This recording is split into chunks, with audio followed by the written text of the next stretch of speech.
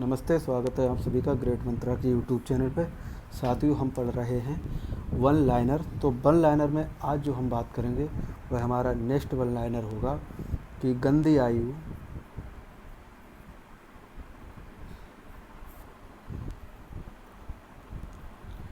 या हम कहें सुस्ती आयु, सुस्ती, या हम कहें समूह आयु, या हम कहें नैतिक विकास की आयु,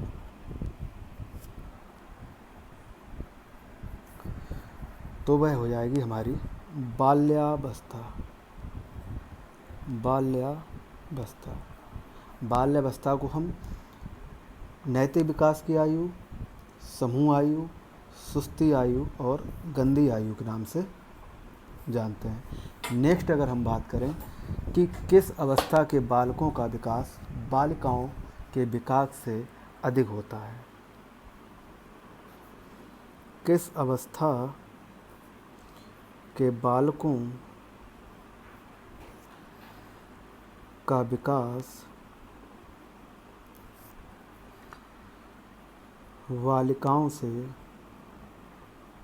बालिकाओं के विकास से अधिक होता है, तो वह अवस्था हो जाएगी हमारी पूर्व बाल्यावस्था। नेक्स्ट हमारा है कि मस्तिष्क का विकास सर्वाधिक, मस्तिष्क या हम कह दें बुद्धि का विकास सर्वाधिक किस अवस्था में होता है, तो वह हो जाएगा हमारा बाल्यावस्था। नेक्स्ट अगर हम बात करें कि चिंतन एवं तर्क शक्ति का विकास प्रारंभ होता है, चिंतन एवं तर्क शक्ति का विकास प्रारंभ होता है किस अवस्था में, तो वह हमारी अवस्था हो जाएगी बाल्यावस्था। नेक्स्ट अगर हम बात करें कि गृहस्थ जीवन की अवस्था या व्यवहारिक अवस्था कहलाती है, आउट ऑफ है लेकिन पढ़ लो। गृहस्थ जीवन या व्यवहारिक जीवन की अवस्था, तो वह हो जाएगी हमारी प्रौढ़ावस्था। नेक्स्ट अगर हम बात करें कि बहिर्मुखी व्यक्तित्व का विकास प्रारंभ होता है, ये सवाल बहुत इम्पोर्टेंट है। बहिर्मुखी व्यक्तित्व का विकास प्रारंभ होता है, तो वो भी हमारा बाल्यावस्था में ही होता है। तो समझो, गंदी आयु या सुस्ती की आयु या समूह की आयु या नैतिक विकास की जो आयु है वह है बाल्यावस्था। किस अवस्था के बालकों का विकास बालिकाओं के विकास से अधिक होता है, वह होता है हमारा पूर्व बाल्यावस्था। नेक्स्ट अगर हम बात करें कि मस्तिष्क या बुद्धि का विकास सर्वाधिक किस अवस्था में होता है, तो बाल्यावस्था में। चिंतन या तर्क शक्ति का विकास प्रारंभ होता है बाल्यावस्था में। गृहस्थ जीवन या व्यवहारिक जीवन की जो अवस्था है वह हमारी प्रौढ़ावस्था। और बहिर्मुखी व्यक्तित्व का विकास प्रारंभ होता है वह होता है हमारा बाल्यावस्था में। आगे चलते हैं। आगे अगर हम बात करें कि सीखने का आदर्श काल,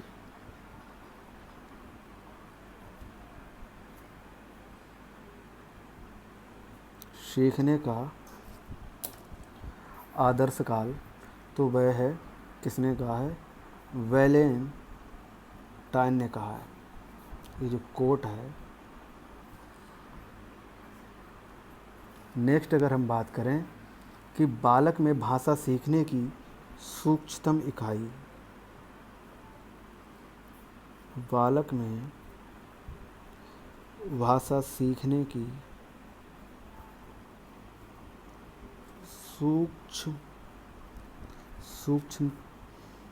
सूक्ष्मतम इकाई वह है हमारी ध्वनि।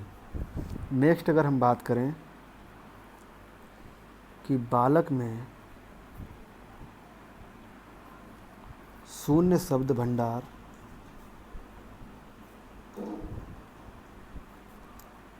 कब तक पाया जाता है, तो आंसर हो जाएगा हमारा 8 माह तक। नेक्स्ट अगर हम बात करें कि 5 वर्ष का बालक, 5 वर्ष का बालक कितने शब्दों को सीख लेता है, तो 5000। नेक्स्ट अगर हम बात करें कि 2 वर्ष का बालक कितने शब्दों को सीख लेता है, हो जाएगा 2100 शब्द। हम बात करें 2 वर्ष का जो बालक है वो सीख लेगा 272।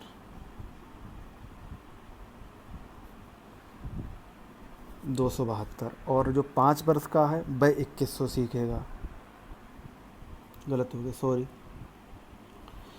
5 वर्ष का जो बालक है वह 2100 सीखेगा और 2 वर्ष का है वो 272 सीखेगा। और जो 5000 शब्दों का अगर भंडार जिस बच्चे में होगा तो उसकी आयु 11 वर्ष होगी। यानी कि 11 वर्ष का अगर बालक है तो 5000 कितने 50,000 यानी कि 11 वर्ष का अगर बच्चा है तो वो 50,000 क्या बोलते हैं शब्द सीख लेगा। आगे अगर हम बात करें तो जो 3 से या 4 शब्द हैं वो कितने वर्ष का जो बालक होगा वो सीखेगा, तो वो हो जाएगा 9 से 12 माह का जो बच्चा होता है वह 3 से 4 शब्द सीख लेता है। और 16 वर्ष का जो बालक होगा वह हमारा लगभग 1 लाख शब्द, लगभग। समझो 5 वर्ष का जो बालक है वो 2100 शब्द सीख लेता है और 2 वर्ष का बालक लगभग 272 और 11 वर्ष का बालक 50,000 और 9 माह का जो बालक वो 3 से 4 शब्द और 16 वर्ष का बालक लगभग 1 लाख शब्द सीख लेता। नेक्स्ट अगर हम बात करें तो वह है कि बाल विकास की प्रक्रिया का समय होता है, बाल विकास की प्रक्रिया का समय होता है गर्भ से और किशोरावस्था। ये सवाल बहुत इम्पोर्टेंट है। जो बाल विकास है उसका अध्ययन हम गर्भ से किशोरावस्था तक करते हैं, लेकिन जो विकास की प्रक्रिया है, विकास की प्रक्रिया का जो समय है वो जीवन पर्यंत होता है। पर्यंत। ये समझो, यानी कि जो विकास है वो पूरे जीवन भर चलता है। लेकिन बाल विकास की जो हम बात करें तो उसमें हम गर्भ से और किशोरावस्था तक ही बाल विकास में हम अध्ययन करते हैं। नेक्स्ट अगर हम बात करें कि विकास की प्रक्रिया को किन किन नामों से जाना जाता है, तो विकास की प्रक्रिया को किन किन नामों से जाना जाता है, तो सतत कह सकते हैं, या हम निरंतर कह सकते हैं, या हम क्रमिक कह सकते हैं, या हम अविरल, इन नामों से जानते हैं। सतत यानी लगातार, निरंतर लगातार, क्रमिक क्रम से एकदम, और अविरल यानी कि वो बटे हुए नहीं है। विरल माने होता है ऐसा नहीं है कि आगे जाके बट जाएं, वो जुड़े हुए हैं। अविरल यानी कि जो विरल नहीं है, जुड़े हुए हैं। नेक्स्ट अगर हम बात करें कि विकासात्मक परिवर्तन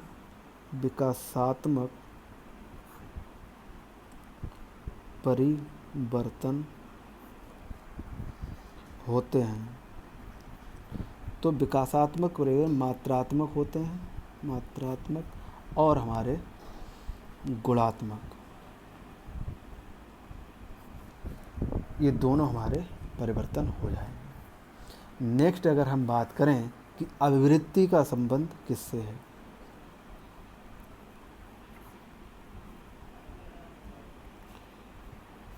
अभिवृत्ति का संबंध किससे है, तो है शारीरिक क्रियाओं से। केवल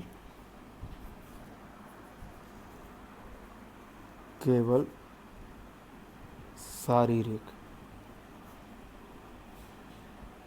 क्रियाओं से समझो जरा। अभिवृत्ति का जो संबंध है वो केवल शारीरिक क्रियाओं से है, जबकि विकास का संबंध है वो किससे, मात्रात्मक और गुणात्मक दोनों से। बहुत इम्पॉर्टेंट सवाल है ये, वो ऐसे ही हमें उलझाएगा। नेक्स्ट अगर हम बात करें, समझो कि जन्म के समय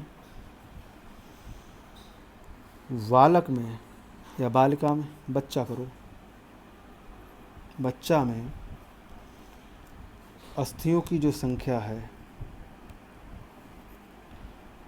वो होती है लगभग हमारी 270। लेकिन जब बच्चा पैदा होता है तो उसकी अस्थियां होती हैं 270। फिर ऐसा क्या होता है कि जब वो एडल्ट होता है तो उसकी 206 हो जाती। मामला यहाँ पे ये है कि जो हड्डियाँ होती हैं वो फ्यूज हो जाती हैं आपस में। अर्थात हम कह सकते हैं कि जितना बच्चा फ्लेक्सिबल यानी जो लचीलापन, उनके कहीं से उसे लचा दो उसके हाथ पैर तो वो लच जाते हैं, लेकिन जब वो बड़ा हो जाता है तो नहीं लचते, क्योंकि वहाँ पे जो हड्डियाँ होती हैं वो फ्यूज हो जाती हैं, यानी एक दूसरे से जुड़ जाती हैं, और वो जब फ्यूज होती हैं तो संख्या में कम हो जाती हैं। इसीलिए इसमें कितनी पाई जाती हैं, 270। तो ये चीज़ हमने पढ़ी। नेक्स्ट हम बात कर रहे हैं, एक फेरा रिकॉल करते हैं, समझो। देखो, गंदी आयु या सुस्ती आयु या समूह आयु या नैतिक विकास की जो अवस्था है वो बाल्यावस्था है, और बालकों का जो विकास बालिकाओं से अधिक होता है वो होता है पूर्व बाल्यावस्था। मस्तिष्क या बुद्धि का जो विकास सर्वाधिक होता है वह होता है बाल्यावस्था में। तभी तो कहते हैं कि जो बच्चा जिस माहौल में ढल गया एक बार फिर वो बदल नहीं सकता, क्योंकि 80% जो मस्तिष्क का विकास होता है वो बाल्यावस्था में हो चुका होता है। चिंतन या तर्क की विकास जो प्रारंभ हो जाता है वो भी बाल्यावस्था में। तो गृहस्थ जीवन या व्यवहारिक जीवन की अवस्था है वो प्रौढ़ावस्था है, और बहिर्मुखी जो व्यक्तित्व का विकास होता है वो भी हमारा बाल्यावस्था ही होता है। तो इसमें क्या होता है, बच्चा बहिर्मुखी का मतलब है वो अपने अंदर कुछ नहीं देख पाता है, वो हर चीज़ उसने जो भी देखा ये क्या है कैसा है, मतलब हर चीज़ को जानने का प्रयास करता है। बच्चों में बैठेगा, खेलेगा, कूदेगा, खुरापातें करता रहेगा, ये क्या है, बहिर्मुखी के लक्षण हैं। सीखने का आदर्श काल है, ये वैलेंटाइन महोदय ने कहा है। आगे अगर हम बात करें कि बालक में भाषा सीखने की सूक्ष्मतम जो इकाई है, बालक में भाषा सीखने की जो सूक्ष्मतम इकाई है वह ध्वनि है। बच्चा सबसे पहले ध्वनि को सुनता है।